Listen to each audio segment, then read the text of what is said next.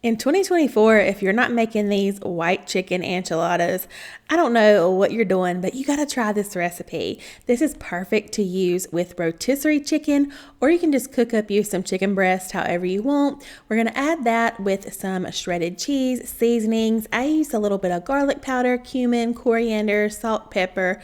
Give that a good stir, and then this is your filling for your enchiladas. You're just going to add a few spoonfuls to whatever kind of tortillas you like. Roll them up, place them seam side down in your baking dish, and then our sauce is just butter, flour, a little chicken broth. I used some of those same seasonings as before. We're also going to add a little bit of sour cream and 1 can of diced green chilies.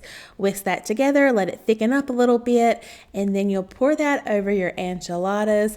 You'll top this with cheese, and you'll bake this uncovered only for about 20 to 25 minutes until everything is nice and warm through and that cheese is bubbly.